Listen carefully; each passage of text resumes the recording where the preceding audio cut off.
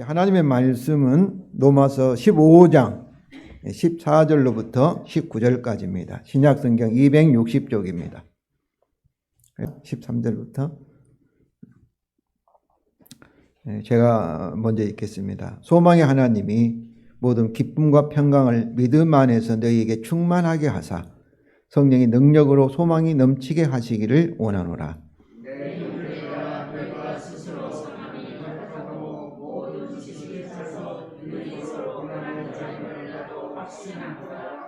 그러나 내가 너희로 다시 생각나게 하려고 하나님께서 내게 주신 은혜로 말미암아 더욱 담대히 대략 너희에게 썼노니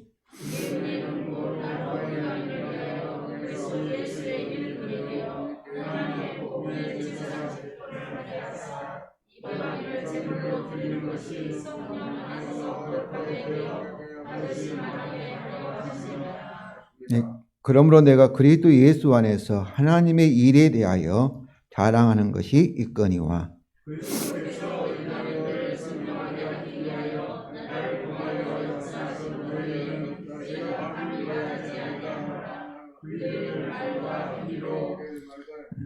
표적과 기사의 능력으로 성령의 능력으로 이루어졌으며 그리하여 내가 예루살렘으로부터 두루 행하여 일루리곤까지 그리스도의 복음을 편만하게 전하였노라. 아멘. 신약성경의 모든 복음서는 항상 결론 부분에서 선교의 대명령으로 끝나고 있습니다. 마태복음 28장 16절부터 20절에도 마찬가지고요. 마가복음도 마찬가지고 누가복음도 마찬가지고 요한복음도 마찬가지입니다. 이처럼 복음서 저자들은 예수 그리스도를 통한 하나님의 복음을 잘 서술한 후에 그리고 그 복음을 전하도록 주님께서 자신의 제자들을 세상에 파송하는 것으로 항상 끝맺고 있습니다. 그런데 사도 바울도 로마서에서 하나님의 복음을 체계적으로 서술을 하였습니다. 로마서 1장 1절부터 오늘 본문 앞에 있는 15장 13절까지 서술을 하시고 그리고 오늘 본문부터 16장까지가 로마서 결론 부분입니다. 이 결론 부분에서 자신의 선교 사역에 대해서 우리에게 설명을 하십니다. 성도 여러분, 교회를 대표하는 사도로서 바울이 세상에 의하여 주님에 의하여 세상에 보냄을 받았다면은 교회에 속한 우리도 주님에 의해서 세상에 보냄을 받았습니다. 이것이 교회의 4대 속성 중에 하나인 사도성입니다. 그 교회에 속한 우리 모두는 세상에 보냄을 받은 것이죠. 우리가 예배를 끝나고 제가 축도할 때는 파송을 하는 거죠. 세상으로 가라. 복음을 가지고 가라. 예, 그렇습니다.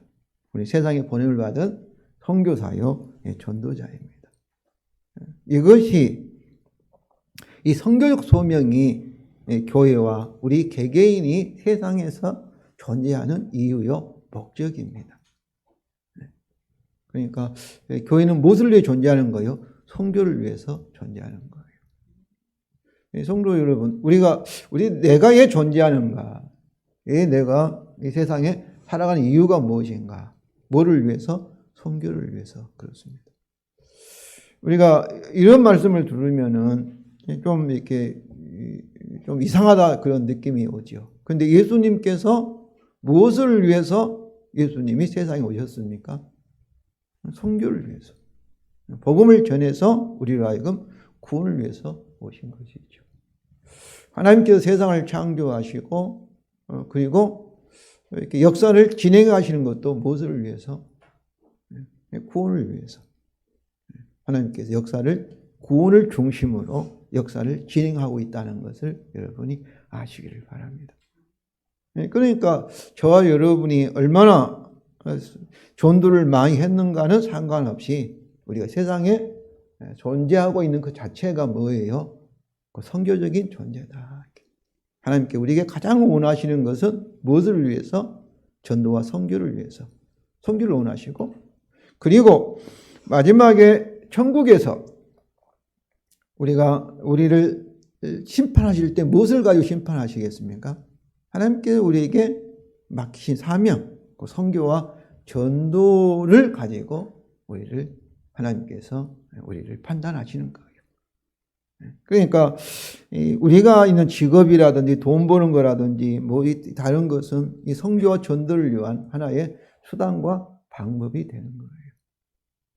성도 여러분, 이 사실을 여러분들이 정말 알아야 돼요. 그래야만이 성령을 통해 주님의 인도함을 우리가 받을 수 있고 또 깨달을 수가 있습니다. 우리는 선교와 전도를 위해서 세상에 파송을 받은 사명자다. 할 일이 있다는 거죠.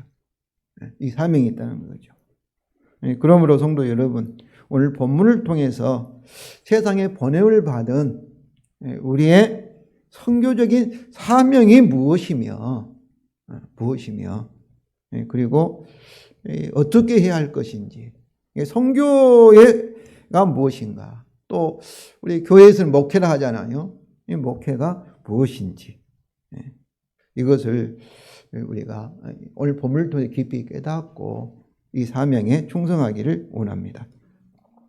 바울은 아직 복음이 전파되지 않는 서바나는 스페인이죠. 스페인으로 가서 복음 전하기를 원하였습니다. 스페인에 지금 바울은 어디 소아시아, 지금 터키 이쪽에 있잖아요.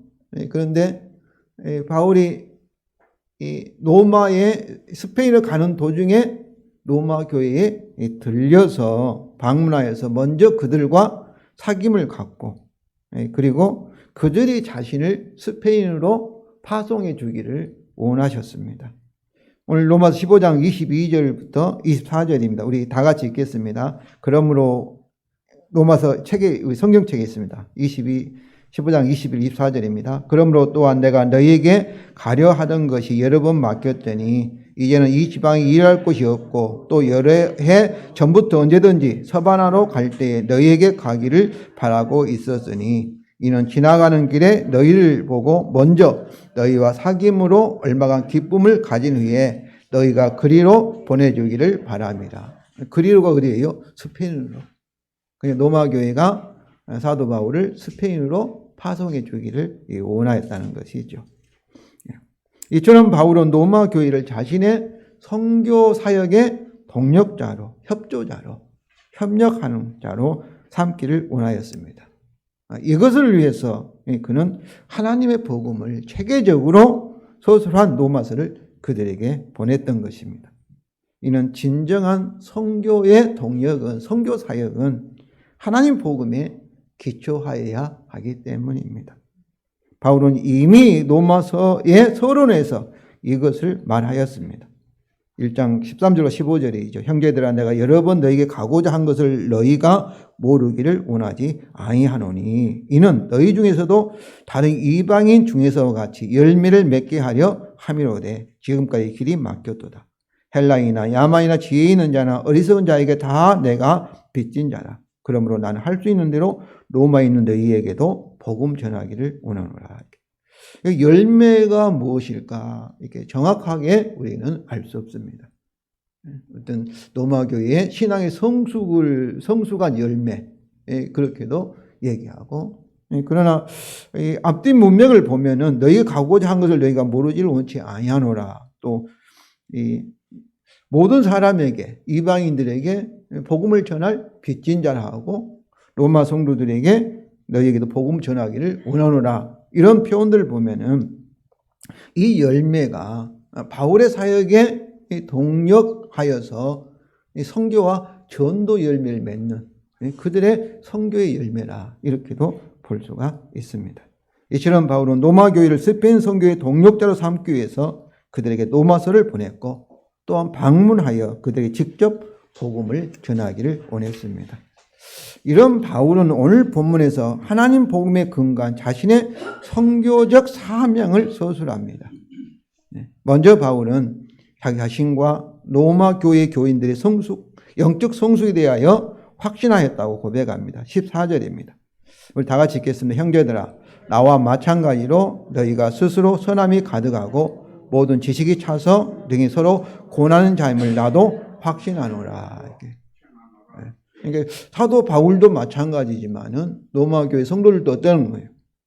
선함이 가득하다. 선한 열매가 가득하고 모든 지식이 충만하고, 그래서 서로 능히 서로 권하는, 권면하는 그런 자임을 바울도 확신하고 있다는 것입니다. 이것은 여기서 선한 열매는 성령의 열매지요. 곧 복음의 열매고, 지식도 복음에 대한 지식이죠. 또 고난은 이 단어도 원형도 누데테온데, 누데는 누스예요. 누스, 지식이에요. 이해, 지각. 그다음 티데미는 놓아두다, 내려놓다. 그런 합성으로서 지식이 무슨 지식이겠어요? 복음의 진리, 하나님 말씀의 진리의 근거에서 서로 강하게 권면할 정도로.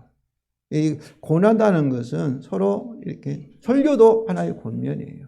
잘못했을 때 충고하고 서로 권면하고 격려하고, 그 정도로 교회가 신앙적으로 성숙하였다는 것을 이렇게 바울은 인정하고 있습니다. 이것은 로마 교회에 대한 바울의 어떤 아첨이나 또 아부가 아닙니다.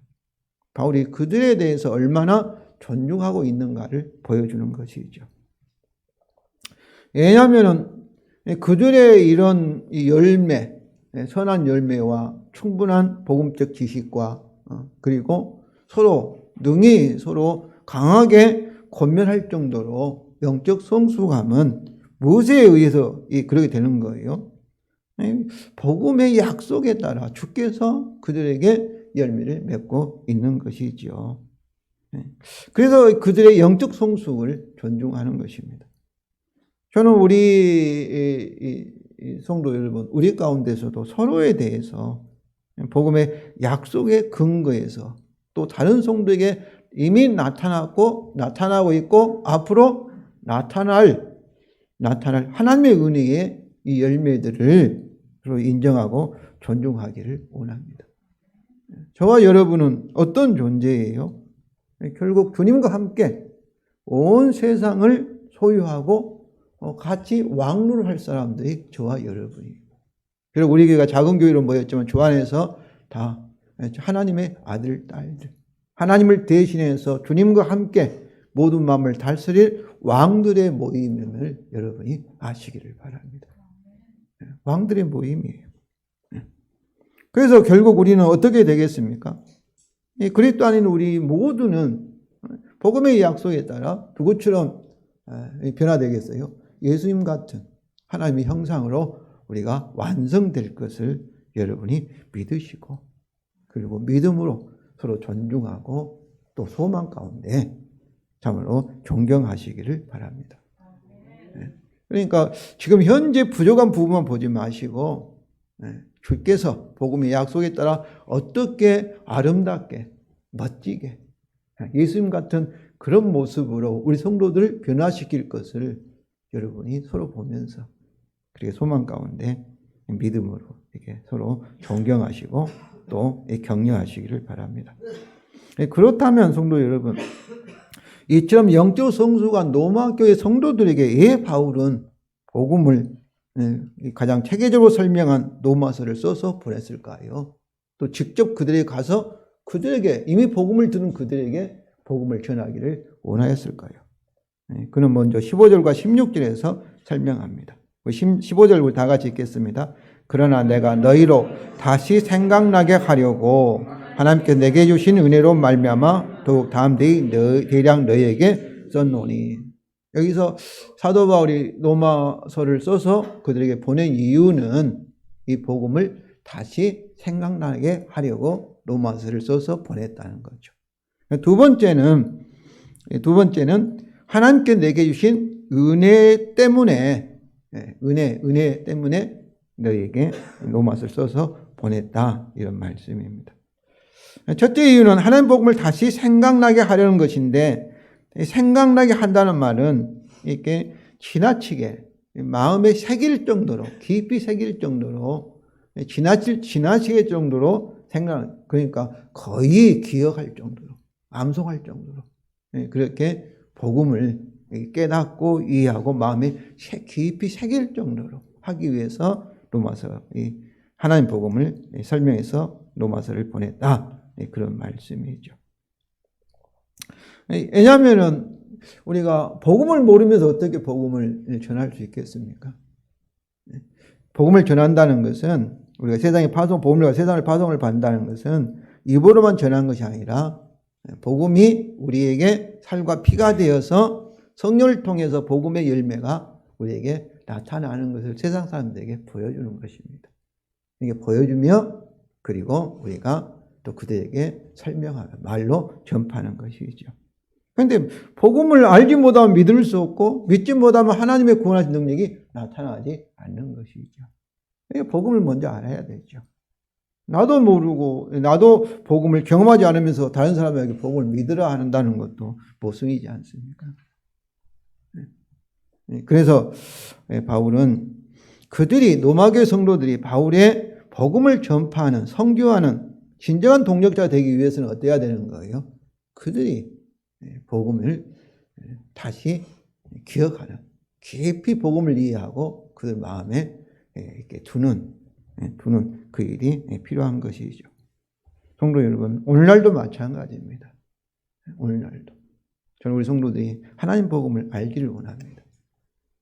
성령께서 지혜와 계시를 주셔서 하나님 복음을 알게 하시고 이 복음이 무엇인지를 알고 믿어서 우리 성도들이 복음의 하나님의 능력으로 복음의 열매가 사랑의 열매가 선한 열매가 참으로 선한 행실로 우리에게 나타나서 세상 사람들에게 보여주기를 원합니다. 그러므로 우리는 제 설교와 가르침은 이 하나님 복음을 계속해서 반복하여 여러분이 다시 기억하도록 이해할 수 있도록 반복하여 항상 설교하고 가르치고 있습니다.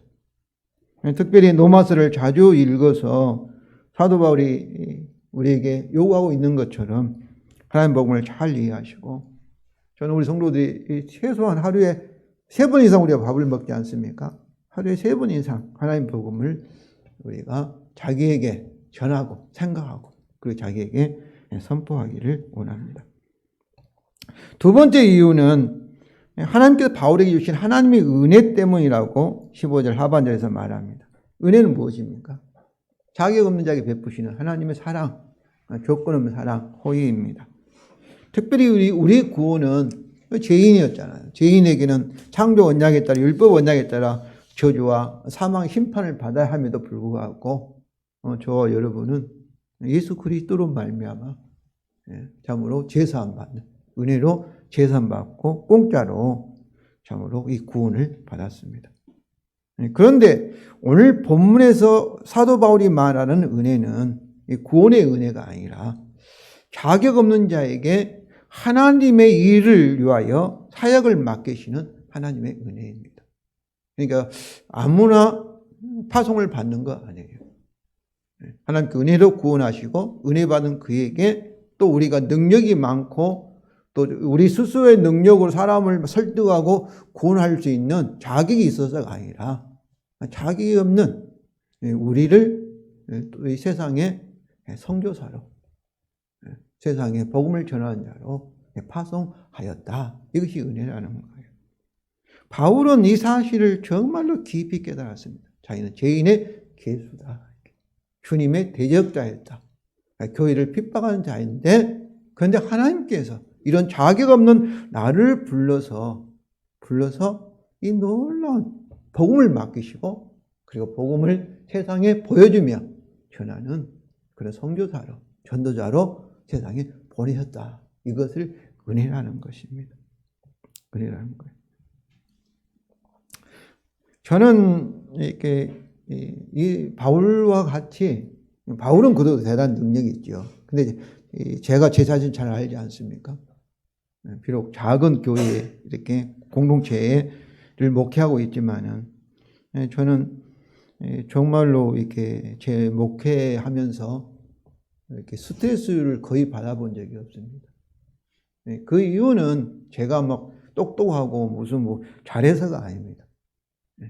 잘해서가 아니라 내가 부족한데 정말로 모자란데 주께서 이 복음을 알게 하고 이 정말 영광스러운 주님의 그 일에 하나님의 그 일에 우리를 동력자로 부르셨다는 감격이 있습니다. 정말로 그러기 때문에 그 생각하면 기뻐요. 왜 주님께서 우리를 이렇게 부르셔서 사역자로 또 복음을 전하도록 맡기셨는가? 주께서는 전지전능하시기 때문에 스스로 홀로도 다 구원할 수 있고 심판할 수 있고 모든 것을 하실 수 있습니다. 요한계시록을 보면은 주님이 재림하여 세상을 심판하실 때 어떻게 심판하시는지 아십니까? 말씀 한마디로 끝납니다. 이제 됐다 하면 끝나는 거예요. 그런 전지전능하신 주님께서 다 하실 수 있는데 뭐 때문에 참으로 제 자신도 참으로 컨트롤하지 못하는, 다스리지 못하는 이런 모순덩어리인 이런 우리를 불러서 복음을 맡기시고 복음을 전하라고 왜 하셨을까?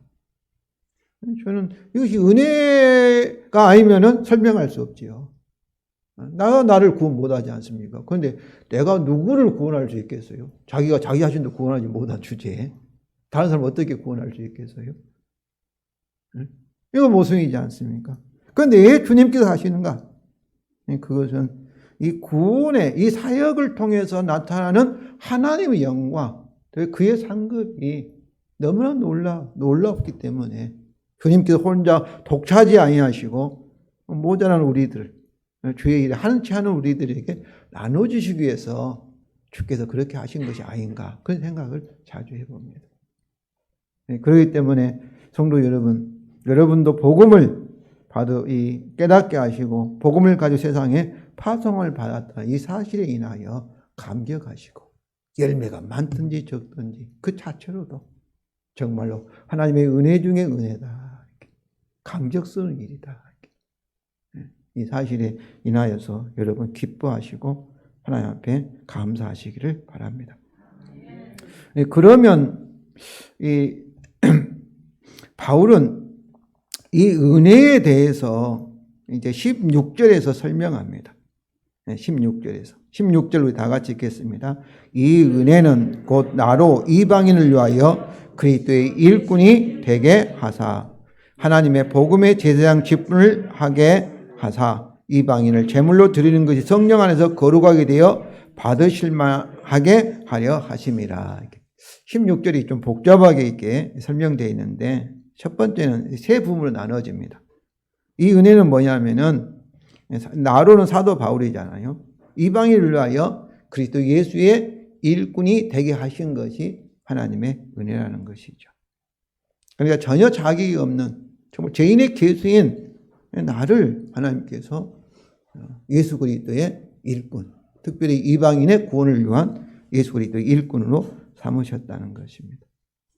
이 일꾼이라는 것은 뭐겠어요? 주인을 위해서 일하는 종이다 그런 뜻이죠. 사역자. 주인을 대신해서 주인이 맡긴 사명을 감당한 사람이 일꾼이죠.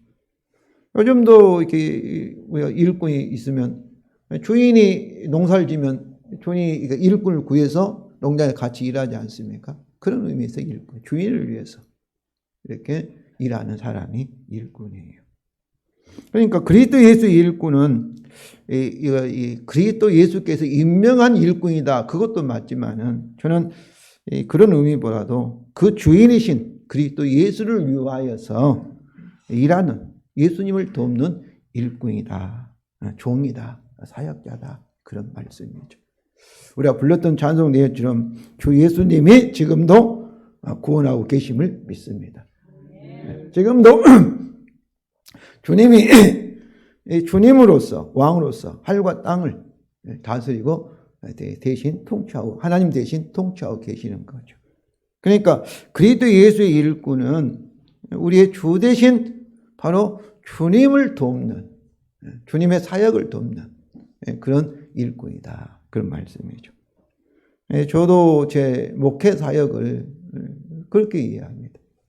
선한 목자교회는 제가 처음에 선한 목자라니 구성도들이 우리 목사님 선하다 하는데 그런 말씀이 못해요. 저는 선하지 않습니다. 예수님만이 진정 선한 줄로 믿습니다.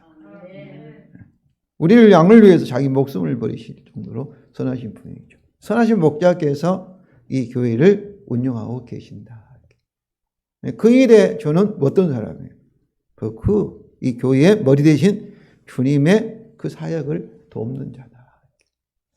저뿐만 아니라 우리 모든 성도들이 주님을 돕는 그리스도 예수의 일꾼임을 믿으시기 바랍니다. 그럼 복음은 뭐겠어요? 복음은 예수님이 우리를 십자가에 죽으셨다는 것도 복음입니다. 역사의 사실이죠. 2000년 전에 갈보리에서 우리 죄를 대신해서 죽으셨다는 거죠. 그리고 부활 승천, 하나님 보좌 우편에 앉으셨다는 것, 바로 이것이 복음인데, 십자가의 죽음과 부활이 복음인데, 십자가를 통해서 예수님은 우리의 죄값을 다 지불하셨다, 갚으셨다. 그런 의미가 십자가에 들어있는 거죠. 우리를 대신해서 율법이 요구한 것을 다 예수님께서 우리 대신 심판을 받으시고 율법 요구를 다 이루셨다. 이것을 뭐라고 얘기하면 구속이다. 우리를 위해서 희생하셨다. 그렇게도 표현하고, 또 우리가 마귀에게 우리가 사로잡혔잖아요. 우리를 해방하셨다. 우리가 죄의 권세와 그리고 마귀 권세와 사모 권세에 대해서 승리하여서 우리를 구원하셨다. 이렇게도 해석할 수 있습니다. 그런데 예수님께서 부활하셨다. 그리고 이 하나님께 그를 죽은 자 가운데 살리셔서 뭐가 되게 하셨어요? 하나님을 대신해서 하늘과 땅에 주가 되게 하시고 왕이 되게 하셨습니다. 복음은 주 예수 복음, 예수님이 주가 되셨다. 모든 만물의 주인이라면 우리는 누구 거예요? 우리의 주님도 되시는 거예요. 그래서 이 복음에 의해서 예수님이 나의 주가 된다면 우리는 반대로 예수님의 종, 예수의 일꾼, 예수의 소유, 예수의 것이 되었다. 그런 말씀이죠. 그러므로 그리스도 예수 일꾼이라는 것은 복음을, 하나님의 복음을 바르게 알면은 그렇게 이해할 수밖에 없어요. 예수에게 속한 자, 예수의 종이 되었다. 살아도 주를 위해 살고 죽어도 주를 위해 죽나니 우리는 사나 죽으나 주의 것이다. 이를 위하여 그리스도께서 죽었다 살아나셨으니 산 자와 죽은 자의 주가 되려 하심이니라. 이것이 복음인 거예요. 복음의 의미예요. 그런데 이 사도 바울은 그리스도 예수의 일꾼에 대해서 구약 성전의 사역의 이미지를 사용하여 가지고 구체적으로 설명합니다. 16절 중간절이죠. 내가 하나님의 복음에 제사장 직분을 하게 하사, 이 하게 하사는 이 직분을 하게 하사가 히에르루트 군타인데 이게 그 분사형입니다. 분사. 현재 분사예요.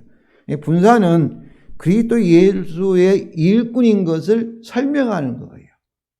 그리스도 예수의 일꾼이 뭐라는 사람인가 하면은 이 성전에서 일을 수행하는 무엇을 가지고 하나님의 복음을 가지고 성전의 일을 수행하는 사람이 뭐예요? 그리스도 예수의 일꾼이라는 거예요. 그런데 우리말 성경에는 이 제사장 직분을 수행하는 이렇게 번역되어 있는데 여기서 원래는 제사장이 아니고 성전에서 일이라는 뜻입니다.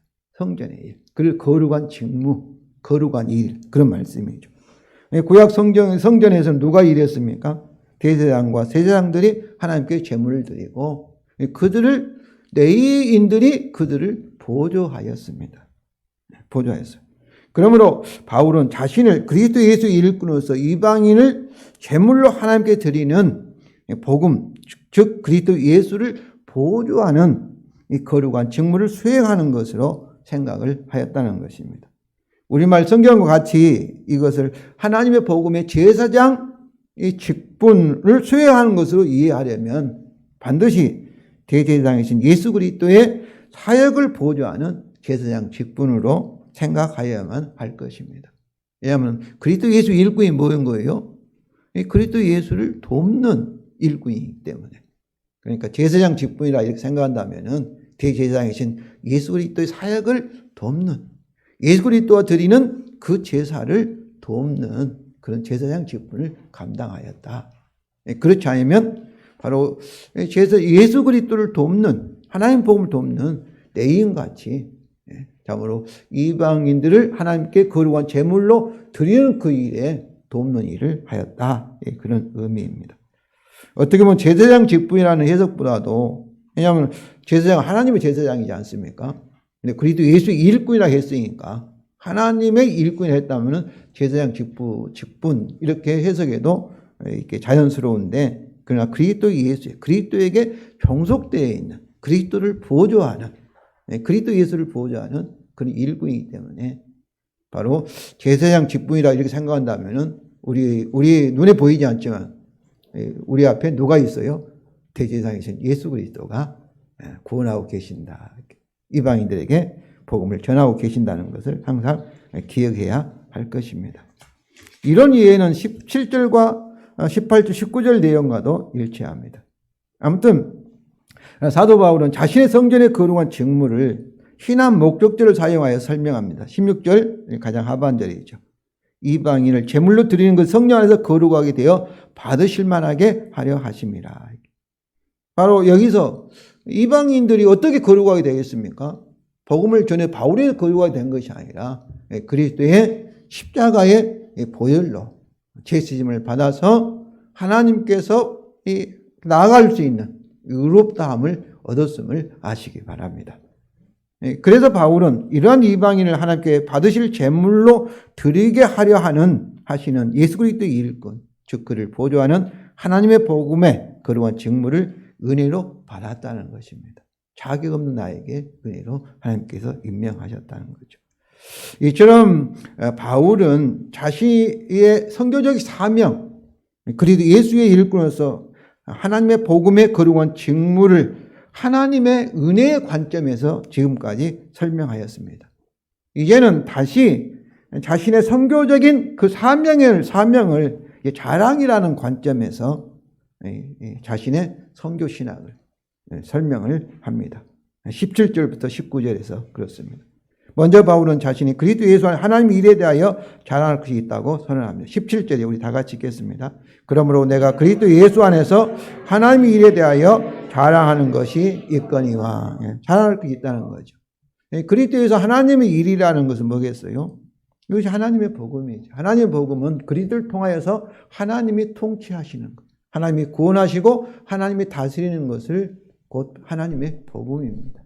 그러니까 이 그리스도 안에서 그리스도를 통하여서 하나님이 하시는 일에 대해서 잘하는 것이 있다는 거죠. 그래서 그러므로는 앞으로 말할 17절부터 19절에 있는 바울의 사역이 16절의 결과 또는 열매임을 의미합니다.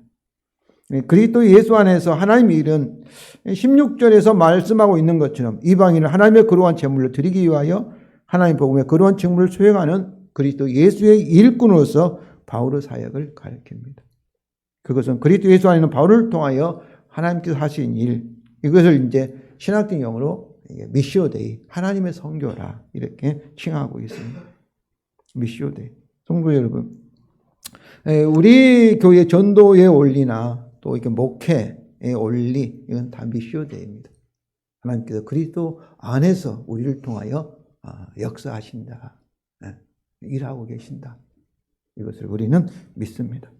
그러니까 우리의 일은 우리의 일이 아니라 하나님의 일이라는 거죠. 하나님께서 주인이시다. 선교의 주인이시다. 그런 고백이죠. 바울은 이것에 대해 자랑할 것이 있는데 18절과 19절에서 설명합니다. 우리 다 같이 읽겠습니다. 그리스도께서 이방인들을 순종하게 하기 위하여 나를 통하여 역사하신 것 외에는 내가 감히 말하지 아니하노라. 그 일은 말과 행위로 표적과 기사의 능력으로 성령의 능력으로 이루어졌으며 그래야 내가 예루살렘부터 두루 행하여 인류 리곤까지 그리스도의 복음을 편만하게 전하였노라. 여기서 이 바울은 자신의 사역을 곧 그리스도 예수 일꾼으로서 거룩한 직무를 수행하는 자신의 사역을 뭐로 표현하고 있습니까? 18절에 그리스도께서 이방인을 순종하게 하기 위하여 나를 통하여 바울을 통하여 역사하신 것이라 라고 다시 설명합니다. 그리스도께서 우리를 통해서, 성도 여러분, 우리는 작은 교회이지만 그리스도께서 우리를 통해서 역사하고 계심을 저는 믿습니다. 이것은 이 선교나 목회의 이 원리뿐만 아니라 우리 구원도 마찬가지예요. 내 구원도 내가 나를 구원한 것이 아니라 누가 구원하셔요? 주께서 우리를 성화 구원, 거룩한 열매를 맺게 하여서 성령을 맺게 하여서 성화 구원을 하시고 마지막에는 주님과 완전히 닮은 영화의 구원, 영광의 구원을 주님께서 하고 계심을 여러분이 아시기를 바랍니다. 이것이 우리 선교 사역의 핵심입니다. 그리스도 이방인 구원을 위해서 우리를 통하여 역사하신다. 역사하셨다는 거죠. 바울은 그리스도의 이방인의 구원을 위하여 나를 통하여 역사하신 것을 더 구체적으로 설명합니다. 우리말 성경 18절 비유인데 그 일은 말과 행위로 표적과 기사의 성령의 능력으로 이루어졌다는 거죠. 그 일은 뭐예요? 그리스도께서 이방인을 구원하기 위하여 바울을 통해서 역사하신 일이죠. 말과 행위는 누구의 말과 행위겠습니까? 바울의 말과 행위를 말하죠. 그러니까 그리스도께 이방인의 선교를 위해서 복음을 전하는 바울의 말과 복음의 열매는 그의 삶을 통하여서 역사하였을 뿐만 아니라 또 성령의 능력으로 이렇게 역사하셨다는 거죠. 표적과 기사의 능력으로, 즉 성령의 능력으로 역사하신다, 이런 말씀입니다. 저도 우리 교회에도 주께서 우리를 통해서 복음의 약속에 따라 주께서 우리를 통해서 역사하시고 성령의 능력으로 역사하고 계심을 믿습니다.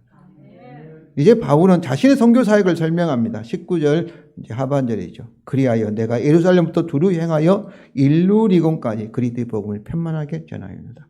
여기서 그리하여는 이방인들 구원을 위해 바울 자신과 성령의 능력을 통하여 역사하신 그리스도의 사역을 가리킵니다.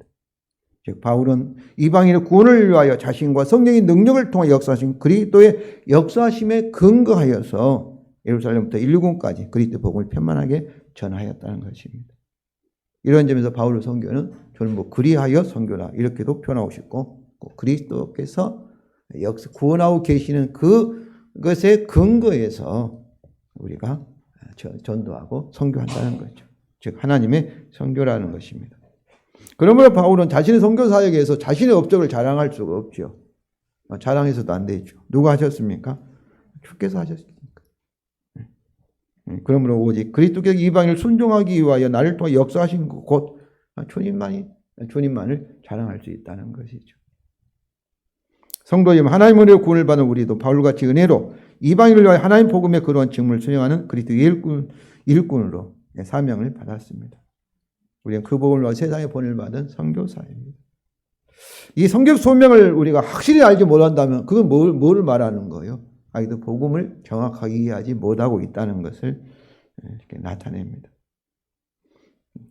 우리 선교는 우리 스스로 하는 것이 아닙니다. 그리하여 선교, 곧 하나님 선교의 근간 선교입니다. 에베소 2장 16절 17절입니다. 또 십자가로 이 둘을 한 몸으로 하나님과 화목하게 하려 하십니다. 온수된 것을 십자가로 소명이 아니라 소멸하시고 또 오셔서 죽은 자 가운데 살아나신 바로 주님께서 오셔서 먼데 있는 너희에게 평안을 전하시고 가까이 있는 자들에게 평안을 전하셨다는 거예요. 여러분이 복음을 듣고 예수님을 믿어서 구원을 받았다면 어떠겠어요? 주님이 이미 여러분에게 찾아오셔서 어떤 사람을 통해서 주님이 평안의 복음을 전하셨다는 것을 아시기 바랍니다. 여기 전하시고 전하셨다 이 말씀은 부정과거형이에요. 이미 과거에 일어난 사건이에요. 이게 주님을 만나지 않는 사람은 구원받을지 못한 사람이에요. 우리는 눈을 보지 못했고 언제 내가 주님 만나느냐 했는데 이미 주님이 오셔서 우리에게 복음을 말씀하셨음을 아시기 바랍니다. 십자가의 복음의 내용과 주가 되신 예수 그리스도께서 이방인의 구원을 위하여 우리의 말과 행위 그리고 성령의 능력을 통하여 평안한 복음을 다른 사람들에게 전하고 계십니다. 성도 여러분, 이 사실을 믿으시기 바랍니다. 우리는 홀로가 주님과 연합되어 있어요. 그리고 주님과 함께 주님 복음을 전하시기 바랍니다. 우리를 통한 주님의 선교적 열매를 소망하시며 그리고 기도하시기 바랍니다. 그리고 선교 열매가 나타나면 주님만을 자랑하심으로 하나님께 영광 돌리시기를 바랍니다.